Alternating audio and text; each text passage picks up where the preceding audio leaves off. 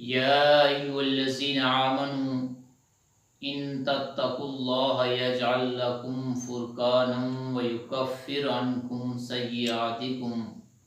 ويغفر لكم والله ذو الفضل العظيم۔ اللہ رب العزت نے اس آیت مقدسہ کے اندر ایمان والوں کو مخاطب کیا، کہا ہے ایمان والو ان تتقوا اللہ، اگر تم اللہ سے ڈرتے رہو گے، یجعل لکم فرقانا، اللہ رب العزت تمہیں حق اور باطل میں فرق کرنے کی صلاحیت عطا کر دے گا، وَيُكَفِّرْ عَنْكُمْ سَيِّئَاتِكُمْ، اور تم سے تمہارے گناہوں کو مٹا دے گا، وَيَغْفِرْ لَكُمْ، اور وہ تمہیں معاف فرما دے گا، تمہیں بخش دے گا، وَاللَّهُ ذُو الْفَضْلِ الْعَظِيمِ، اور اللہ بڑا فضل و کرم والا ہے۔ اس آیت مقدسہ کے اندر اللہ رب العزت نے ایمان والوں کو مخاطب کر کے کہا کہ اگر تم تقوی کی دولت کو اپناؤ گے، پرہیزگاری اور تقوی کے سے مالا مال ہو جاؤ گے، تو تمہارا رب تمہیں 3 انعام عطا کرے گا۔ نمبر 1 فرمایا یجعل لکم فرقانا، اللہ تمہیں فرقان عطا کرے گا، وَيُكَفِّرْ عَنْكُمْ سَيِّئَاتِكُمْ، تمہارے سیئات کو مٹا دے گا، وَيَغْفِرْ لَكُمْ، اور تمہیں معاف فرما دے گا۔ تو 3 انعامات کا تذکرہ کیا، اللہ تمہیں فرقان عطا کرے گا، اللہ تمہارے گناہوں کو مٹا دے گا، اور اللہ تمہاری بخشش فرما دے گا۔ تو یہ فرقان کے متعدد معنی ہیں، اور اس کا عام فہم مفہوم یہ ہے کہ فرقان حق اور باطل کے درمیان فرق کرنے کی صلاحیت کو کہتے ہیں، نیکی اور بدی کے درمیان فرق کرنے کی صلاحیت کو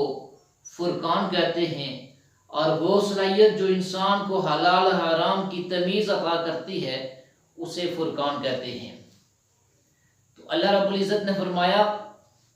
کہ فرقان حق اور باطل کے درمیان جو فرق کرنے کی صلاحیت ہے یہ میں اپنے بندوں کو عطا کر دیتا ہوں۔ وہ فرقان رب کا انعام ہے،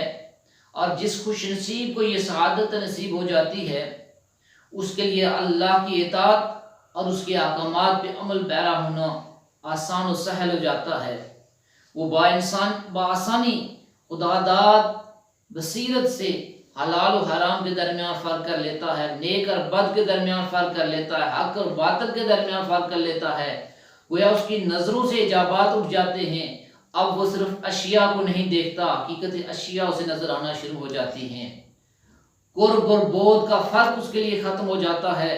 اور جو ہی وہ کسی چیز پہ اوپر توجہ کرتا ہے ہر چیز اس کے سامنے آ جاتی ہے۔ اور اسی کیفیت کو رحمتوں والے نبی صلی اللہ علیہ وسلم نے ارشاد فرمایا، اس کے بارے میں فرمایا اتقوا فراست المومن فإنه ينظر بنور اللہ، کہ مومن کی فراست سے بچو، وہ اللہ کے نور سے دیکھتا ہے۔ اب وہ فراست کیا ہے؟ فراست اس چیز کو کہتے ہیں کہ انسان اپنی عقل اور قوت فہم سے کسی کے بتائے بغیر جس چیز کو جان لیتا ہے اسے فراست کہتے ہیں، کہ کسی کے بتائے بغیر، کسی آدمی کی رہنمائی کے بغیر اپنی عقل سے اور اپنی بصیرت سے، اپنی قوت فہم سے کسی چیز کی جاننے کی صلاحیت کو فراست کہتے ہیں۔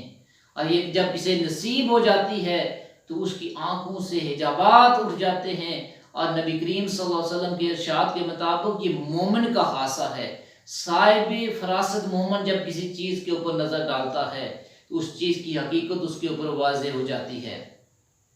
تو اللہ رب العزت نے ارشاد فرمایا کہ یہ میں اپنے ایمان والے لوگوں کو، صاحب ایمان لوگوں کو جو تقوی کی دولت سے مالا مال ہو جاتے ہیں، انہیں یہ صلاحیت عطا کرتا ہوں۔ اب حضور نبی رحمت صلی اللہ علیہ وسلم کے صحابہ کرام کے اندر یہ صلاحیت بدرجہ اعظم موجود تھی، تابعین کے اندر موجود تھی، تبع تابعین کے اندر موجود تھی، اور ان کی صلاحیتوں کا اور پھر یہ سلسلہ چلتا رہا۔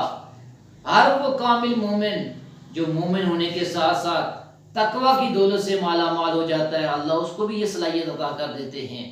اسی لیے سید الاولیاء غوث پاک رضی اللہ تعالیٰ عنہ ارشاد فرماتے ہیں